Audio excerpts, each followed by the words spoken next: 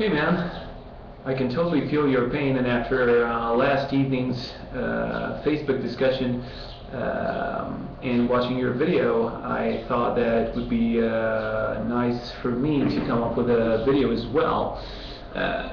What you're doing is not wrong, but your body needs to adapt to the movement so that it builds confidence, and so that it may become able to provide more and more strength behind those bends. Your wrist is going to grow stronger and stronger. For instance, one thing which you can exercise to develop the strength even further is to pick a note and to keep it in one place. Okay, so if I want to do, so going from B to from A to B, right?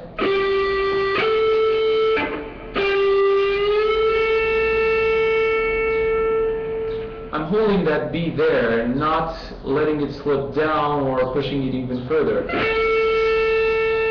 it's still there right now. Okay? Then, while holding it there,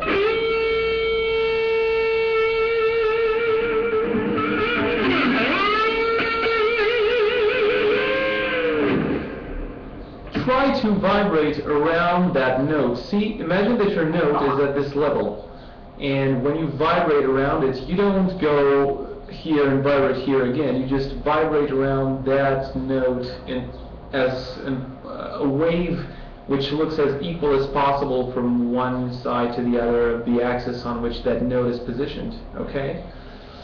So, A to B, keep it there.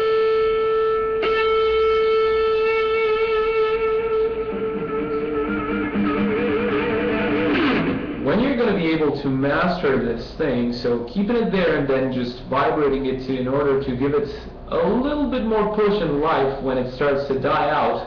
For instance, you know, I bent it.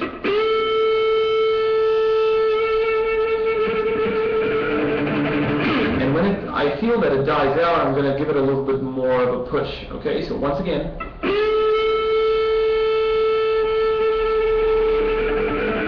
Not that good, let's try again.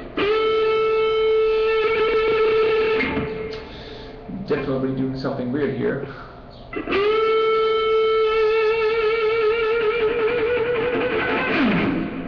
I exaggerated just a little bit so that you may get the idea.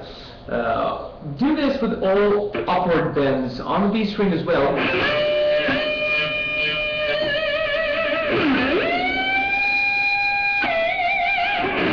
And with the G string as well.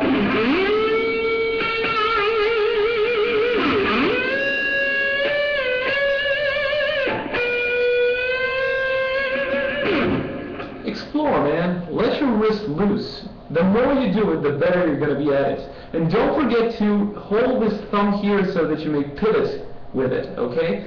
Just let yourself go. This is the whole idea. The crazier you get with bends, the better you'll become at it, and the better you'll be at controlling it. But first, the number one step is to get things from the one note to the other and manage to hold that string there. It has to be done on every string, when you bend upwards and when you bend downwards, because when you bend on the D string, when you bend downwards,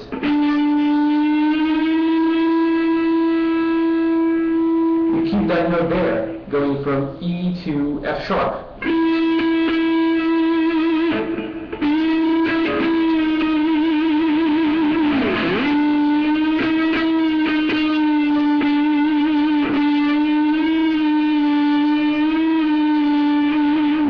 Try to control your bends. For instance, I've noticed an exercise that Guthrie Govan showed us at a clinic back in 2009 when he came to Bucharest.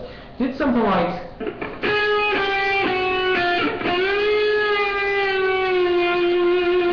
He chromatically bent some notes. So he went from, let's say for instance, he went from B, B flat, A flat.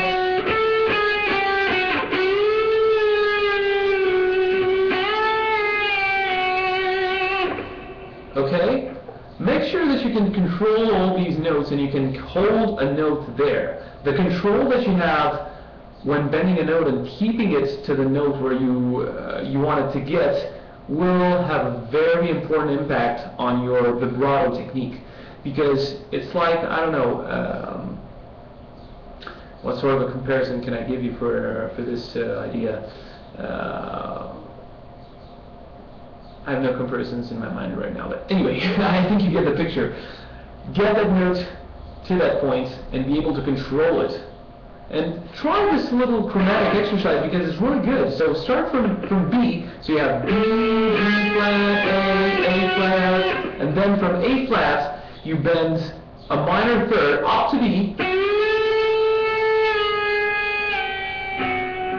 and then go up, down one half step at a time until you get to that A flat again.